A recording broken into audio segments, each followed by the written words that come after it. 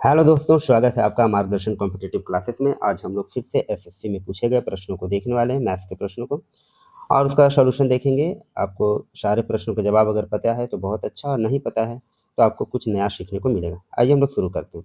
पहला प्रश्न है कि 60 विद्यार्थियों के एक कक्षा में 35 लड़के हैं और लड़कों का औसत भार आपका दिया गया है 42 केजी। पूरी कक्षा का औसत भार है 46.5 केजी और कक्षा में लड़कियों का कितना औसत भार है ये पूछा गया था, जैसे उसे सीजीएल टायर 1। तो देखिए यहाँ पे ये प्रश्न बहुत आसान सा प्रश्न है। टोटल 60 विद्यार्थी हैं और कुल औसत भार भी दिया हुआ है। कुल वजन निकाल लेते हैं। कुल विद्यार्थियों का वजन जो होगा कितना होगा वो निकाल लेते हैं। कुल विद्यार्थियों का भार निकाल लेते हैं पहले हम लोग। कुल विद्यार्थियों का भार कितना हो जाएगा तो ये हम लोग पहले सॉल्व कर लेते हैं। तो कुल विद्यार्थी का भार कितना होगा, औसत वजन है 46.5 और टोटल है 60, तो हो जाएगा आपका कितना। सॉल्व करेंगे इसको तो हो जाएगा 2790 केजी। ये टोटल विद्यार्थियों का औसत भार हो गया। अब लड़कों का निकाल लेते हैं हम लोग। लड़कों का भार कितना होगा, लड़कों का भार कितना होगा ये निकाल लेते हैं। तो लड़कों का भार कितना हो जाएगा, 42 केजी औसत दिया हुआ है। कितना लड़के हैं, 35 लड़के हैं। तो 42 इंटू 35 कर देते हैं, कितना हो जाएगा 42 इंटू 35 हम लोग करेंगे तो ये हो जाएगा आपका 35 दूनी हो गया 70 और 35 चौक हो गया कितना 140, मतलब ये होगा 1470 केजी। कितना हो जाएगा 1470 केजी होगा टोटल लड़कों का भार। तो अगर लड़कियों का भार हम लोग का कितना निकल जाएगा, तो लड़कियों का भार हम लोग जो है, लड़कियों का भार कुल भार में लड़कों का भार घटा देंगे तो लड़कियों का भार यहाँ पे क्या है 2790 में 1470 अगर आप माइनस कर देंगे तो ये हो जाएगा आपका कितना 1320 केजी। ये हो गया लड़कियों का भार, कुल वेट हो गया। हमसे पूछा गया है लड़कियों का औसत भार पूछा गया, तो औसत भार जब एवरेज निकालेंगे, एवरेज वेट अगर निकालेंगे लड़कियों का, तो एवरेज वेट गर्ल्स का अगर हम लोग निकालें तो क्या होगा 1320।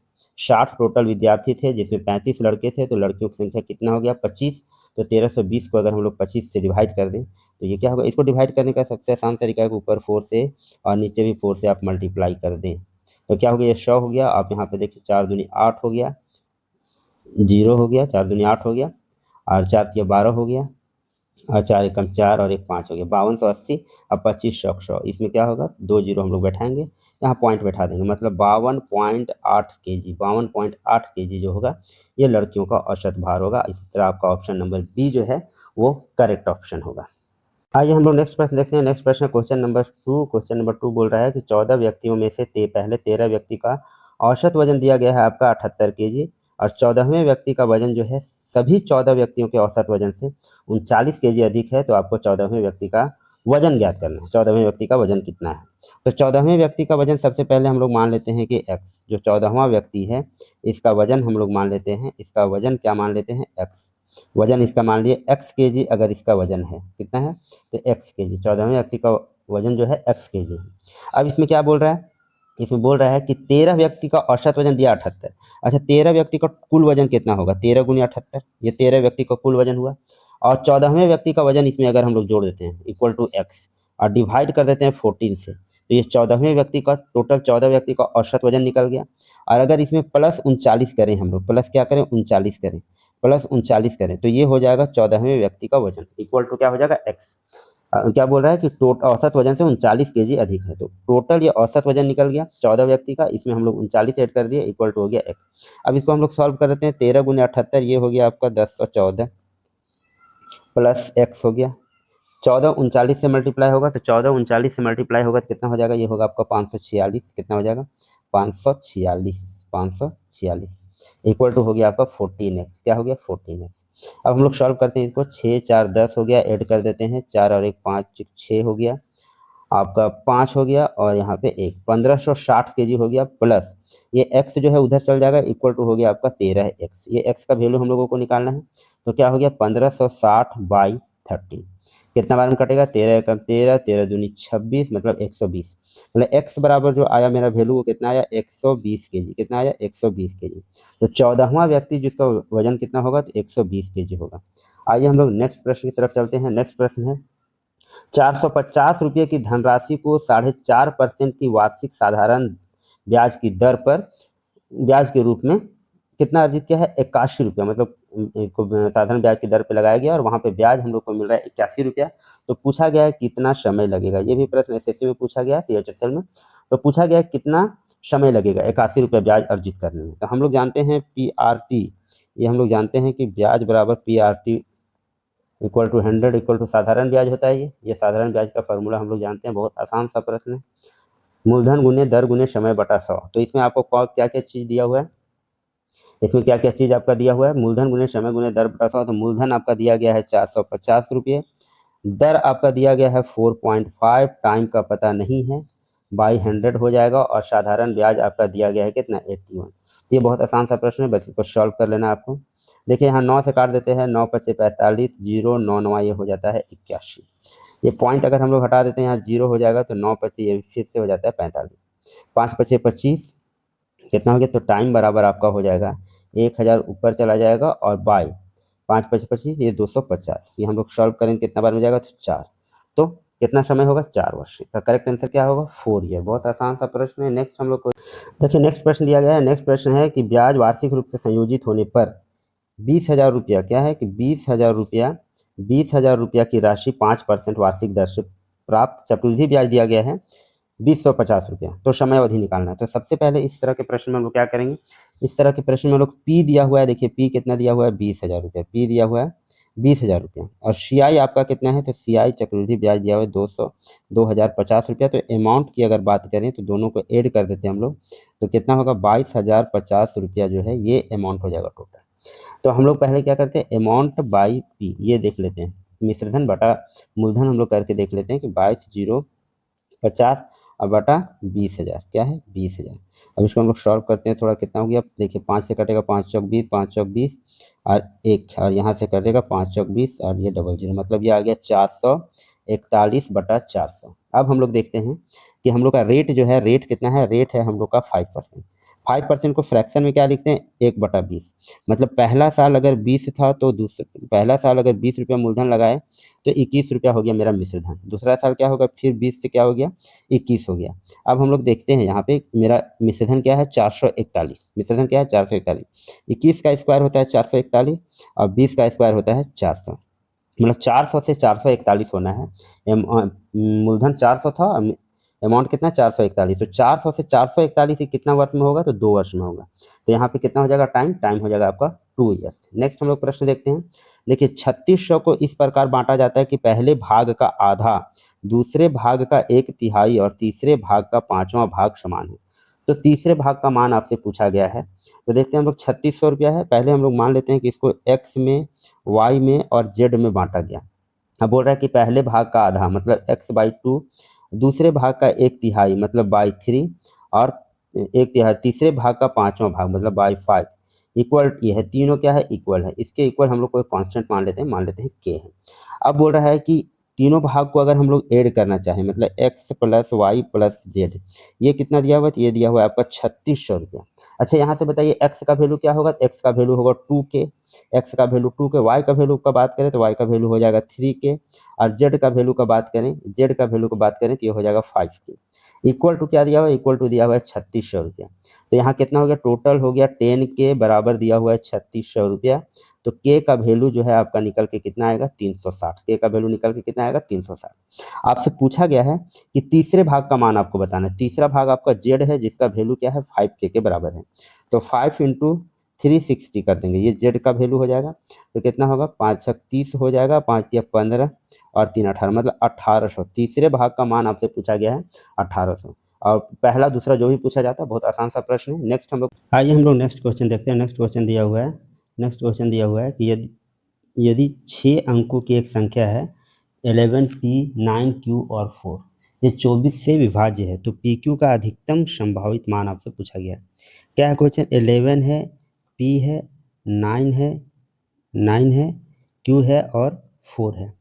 अब ये 24 से विभाजित है, किससे विभाजित है, 24 से विभाजित है। तो 24 से विभाजित होने के लिए इसको 3 से भी विभाजित होना पड़ेगा और 8 से भी विभाजित होना पड़ेगा। 24 से विभाजित तब होगा जब 3 और 8 दोनों से ही विभाजित होगा। तो 8 से विभाजित होने का नियम है कि लास्ट 3 डिजिट जो है, लास्ट 3 डिजिट वो जो है 8 से डिविजिबल होना चाहिए। लास्ट 3 डिजिट 8 से डिविजिबल होना चाहिए, 8 से विभाजित होने के लिए डिविजिबल होना चाहिए। और 3 का क्या है कि सम जो है वो डिविजिबल होना चाहिए किससे, 3 से। सम डिविजिबल होना चाहिए 3 से। तो यहाँ पे देखिए लास्ट में 3 डिजिट है आपका, 9 है, q है और 4 है। तो मैक्सिमम वैल्यू बोला, अधिकतम संभावित मान। ये 8 से डिविजिबल होना चाहिए। तो मान लीजिए हम लोग मैक्सिमम यहाँ पे 9 रख के चलते हैं, तो क्या होगा 8 1 जा 8 9 होगा 19 हो जाएगा, 8 2 जा 16 3 बचेगा 34 हो जाएगा, मतलब ये पूरा पूरा नहीं कटेगा। तो मैक्सिमम आप 8 9 नहीं रख सकते, अब हम लोग 8 रखते हैं। मान लीजिए 984, इसको अगर हम लोग काटें 9 1 जा 9 हो गया, 1 हो गया, 9 2 जा 16 और 9 3 जा 24, मतलब 123 में पूरा चला जाएगा। मतलब क्यू का जो मैक्सिमम वैल्यू है वो क्या होगा, वो होगा आपका 8। क्यू का मैक्सिमम वैल्यू क्या होगा 8। अब जो है इसका सम ये 3 से डिविजिबल होना चाहिए। तो सम हम लोग करते हैं, क्या हुआ 1 1 2 हो गया, 9 और 2 11, 11 और 4 15 हो गया, मतलब कितना हो गया 15 हो गया, प्लस पी और क्यू। और क्यू का वैल्यू तभी हम लोग 8 निकाले हैं। क्यू का वैल्यू कितना निकाले 8 निकाले, 15 8 कितना हो गया 23, और प्लस में क्या रहेगा पी। तो 15 8 हो गया 23 प्लस पी, क्या हो गया 23 प्लस पी। अब यहाँ पे पी का मैक्सिमम वैल्यू रखना है। तो पी का मैक्सिमम वैल्यू अगर मान लीजिए 9 हो, तो 9 23 और 9 क्या हो जाएगा, 23 और 9 32 हो जाएगा, जो कि 3 से डिविजिबल नहीं है। 8 रखते हैं तो 31 हो जाएगा, वो भी 3 से डिविजिबल नहीं है। तो पी का मैक्सिमम वैल्यू क्या होगा 7। 23 और 7 कितना हो जाएगा 30, जो कि 3 से डिविजिबल है। तो यहाँ पे हम लोग देखें कि पी का जो मैक्सिमम मान आया वो आया 7, और क्यू का जो मैक्सिमम मान आया वो आया 8। तो आपसे पूछा गया है पी क्यू, तो पी क्यू बराबर क्या हो जाएगा 7 × 8, कितना हो जाएगा ये 56। तो 56 आपका जो है ये करेक्ट आंसर होगा। आइए हम लोग नेक्स्ट क्वेश्चन की तरफ चलते हैं। फिर से उसी तरह का प्रश्न है, यहाँ पे दिया हुआ है 9 अंकीय एक संख्या दी गई है, 8 4 है, 6 5 2 3 x 7 y है, और इसमें एक कंडीशन दिया है कि y माइनस एक्स बराबर 6 है। तो आपसे वैल्यू पूछा गया है, वैल्यू किसका पूछा गया है, √2x + 4y, इसका वैल्यू पूछा गया है √2x + 4y का। तो सबसे पहले हम लोग देखते हैं कि यहाँ पे जो है आपका 8 है 4 है 6 5 3 x 7 और y, ये किससे डिविजिबल है 9 से। किससे डिविजिबल है 9 से। तो 9 से डिविजिबिलिटी का नियम क्या है, 9 से डिविजिबल होने के लिए सम को डिविजिबल होना पड़ेगा किससे 9 से। जैसे 3 का नियम है वैसे ही एग्जाम्पल में हम लोग जैसे 3 का नियम देखे थे सेम है वैसे का 9 का भी नियम। अब इसको जोड़िए, एक चीज कंडीशन यहाँ पे और दिया हुआ है कि y माइनस एक्स बराबर दिया है आपका 6। तो अगर हम लोग यहाँ से y बराबर देखें तो ये हो जाएगा 6 + x, क्या हो जाएगा 6 + x, ये y का वैल्यू हो जाएगा। अब यहाँ पे जोड़ते हैं 8 4 12, 12 6 18, 18 और 5 23, 23 3 26, 26 और 7, 26 और 7 कितना हो गया 26 7 हो गया 31, 26 7 हो गया आपका 31, सॉरी 26 और 7 हो गया आपका 33, 6 5 11, 11 3, 8 4 12, 12 6 18, 18 5 23, 23 3 26, 26 और 7 हो गया क्या आपका 33 हो गया। और प्लस में हो गया x, प्लस में हो गया x और प्लस में हो गया y का वैल्यू है 6 + x, प्लस हो गया 6 + x। तो 33 और 6 कितना हो गया, 33 और 6 यहाँ से हो गया आपका 39, 33 और 6 कितना हो गया 39, 39 प्लस क्या हो गया 2x। एक बार फिर से हम लोग इसको देख लेते हैं, गलत ना हुआ, 8 4 हो गया 12, 12 6 18, 18 5 23, 3 26, 26 और 7, 26 और 7 कितना 8 4 12, 12 6 18 5 23, 23 और 2, ये 2 कहीं छूट गया था। देखिए 2 जो है यहाँ पे लिखना हम लोग भूल गए थे, 6 5 2। तो यहाँ पे 2 हम लोग और ऐड कर देते हैं, 2 और ऐड कर देंगे तो क्या हो जाएगा 41, क्या हो जाएगा 2 और ऐड कर देंगे तो 41 + 2x आया। अब ये x का वैल्यू आपको ऐसा रखना है कि ये 9 से डिविजिबल हो जाए। तो x का वैल्यू अगर हम लोग 1 रखें तो कितना होगा 41 और 2 43, और x का वैल्यू अगर हम लोग 2 रख देते हैं तो 2 दूनी हो गया 4, 41 और 4 हो गया 45, जो कि आपका 9 से डिविजिबल है। मतलब ये सारा संख्या भी 9 से डिविजिबल होगा। x का वैल्यू होना चाहिए 2। तो जब x का वैल्यू मेरा 2 आ गया, x का वैल्यू 2 आ गया, तो y का वैल्यू क्या हो गया 6 + 2 = 8, मतलब x 6 और y हो गया आपका 8। अब आपका वैल्यू क्या निकालना है, वैल्यू निकालना है आपको 2x, मतलब 2 दूनी 4 और प्लस 4y का 4 × 8, 8 चौक 32, तो कितना हो गया 2 दूनी 4, 2 दूनी 4 और 8 चौक 32, मतलब टोटल ये हो गया 36। तो आपका क्या हो गया 6, इसका करेक्ट आंसर जो होगा वो 6 होगा। आइए नेक्स्ट क्वेश्चन की तरफ चलते हैं। नेक्स्ट है आपका देखिए 5x + 3y बराबर दिया हुआ है 15, और 2xy का वैल्यू दिया हुआ है 6। तो आपको पूछा गया है 5x - 3y का वैल्यू। इसमें क्या है कि आपको ये फॉर्मूला पता होना चाहिए कि a - b का होल स्क्वायर क्या होता है। तो a - b का होल स्क्वायर का फॉर्मूला तो हम लोग एक ये जानते हैं कि ये होता है a² + b² - 2ab। लेकिन इसको अगर ऐसे a + b के होल स्क्वायर के रूप में लिखें तो हम लोग ऐसे लिख सकते हैं a + b का होल स्क्वायर, और माइनस होता है क्या 4ab, माइनस क्या होता है 4ab। तो अभी हम लोग इस फॉर्मूला का यूज करेंगे। ए माइनस बी, ए की जगह है मेरा 5x और 5x माइनस 3y का होल स्क्वायर हो जाएगा, इक्वल टू क्या हो जाएगा, ए प्लस बी का होल स्क्वायर, मतलब कि 5x प्लस 3y का होल स्क्वायर माइनस 4ab, तो 4 और ए की जगह वैल्यू है मेरा 5x और बी की जगह वैल्यू मेरा क्या है 3y, ये होगा। ये अलजेब्रा प्रश्न पूछा गया है। तो 5x प्लस 3y का वैल्यू देखिए 15 है, तो यहाँ 15 का स्क्वायर हो गया और माइनस हो गया 4 पचे 20 या 60, ये क्या हो गया 4 पचे 20 या 60, मतलब 60xy हो गया। अब xy देखिए 2xy का वैल्यू तो 6 है, तो xy का वैल्यू क्या हो जाएगा 3 हो जाएगा, तो 15 का स्क्वायर आपका हो गया 225 और यहाँ पे हो गया 60 इंटू क्या 3, तो 60 या 180 हो गया, मतलब 225 में से आप 180 अगर माइनस करेंगे तो कितना हो जाएगा आपका 45, और यहाँ से स्क्वायर हटा देंगे अगर तो क्या हो जाएगा 5x माइनस 3y बराबर होगा √45, √45 जो किसके इक्वल होगा, ये होगा 3 तिया 9 बचे 45, मतलब 3 हो गया बाहर √5, तो 3√5 जो है इसका ये करेक्ट आंसर हो जाएगा। नेक्स्ट क्वेश्चन की तरफ आते हैं। देखिए नेक्स्ट क्वेश्चन पूछा गया है कि निम्नलिखित में से कौन सा विकल्प जो है 1 plus 10x 1/10x plus 10x के बराबर है। क्या है क्वेश्चन, 1/10x प्लस 10x इसके बराबर कौन सा विकल्प दिया गया है। तो सबसे पहले हम लोग क्या करते हैं, यहाँ बाय वन इसको सॉल्व करने का कोशिश करते हैं। यहाँ 10x मेरा एलसीएम हो गया और 1 प्लस क्या हो गया 10 स्क्वायर एक्स ऊपर हो जाएगा। अब 1 प्लस 10 स्क्वायर एक्स को हम लोग क्या लिख सकते हैं, इसको लिख सकते हैं सेक स्क्वायर एक्स और बाई हो गया आपका 10x। अब सबको अगर साइन कॉस में कन्वर्ट करें तो सेक स्क्वायर एक्स को लिख सकते हैं 1/कॉस स्क्वायर एक्स, और ये हो गया मेरा क्या sine x by cos x, क्या हो गया sine x by cos x. अब इसको सॉल्व कर देते हैं, 1/कॉस square x into cos x हो गया और बाई में क्या हो गया आपका साइन एक्स हो गया।